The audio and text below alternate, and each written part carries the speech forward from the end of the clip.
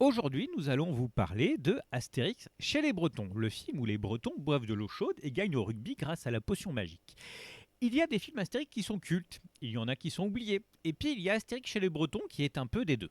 Un film très drôle, très fidèle, très british, mais que tout le monde oublie quand il cite ses préférés.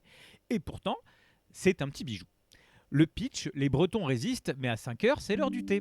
Les Romains envahissent la Bretagne, les Bretons résistent courageusement jusqu'à 17 heures parce qu'après, c'est l'heure de boire de l'eau chaude.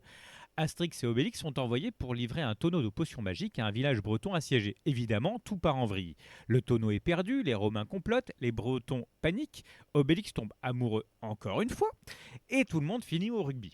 C'est simple, efficace et hilarant. Les voix, Roger Carrel, Pierre Tornade et un casting en pleine forme. Donc on retrouve Roger Carrel, Pierre Tornade, Graham Bushnell, Maurice Rich, Pierre Mondy, bref, le gratin du doublage français.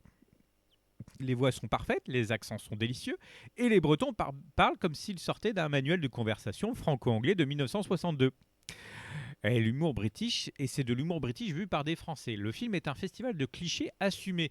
Les Bretons boivent de l'eau chaude, ils parlent lentement, ils sont polis même en pleine guerre, ils jouent au rugby comme s'ils allaient mourir demain. Ils ont des noms imprononçables. Et c'est drôle parce que c'est fait avec tendresse.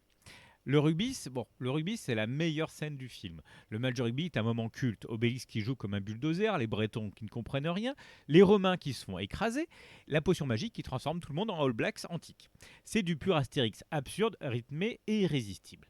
L'animation, elle est simple mais très propre. On est dans la continuité de la surprise de César. Animation 80s, couleurs chaleureuses, décors soignés, personnages expressifs. Ce n'est pas révolutionnaire mais c'est solide et charmant.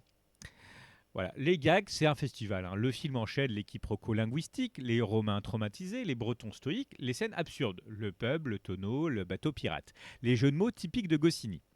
C'est un film très drôle, sans temps mort. Bon, les petits défauts parce qu'il en faut quand même, hein.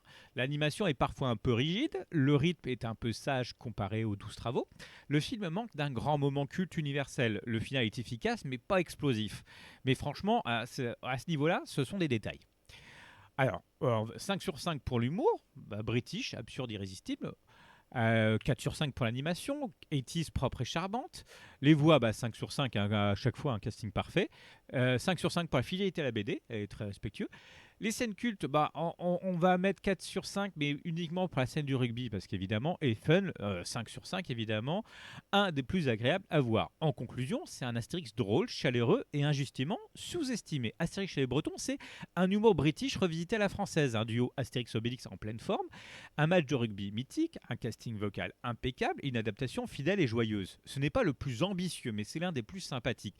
Un film qui fait du bien, qui fait rire et qui se revoit avec un plaisir intact. Et quoi demander de mieux, hein?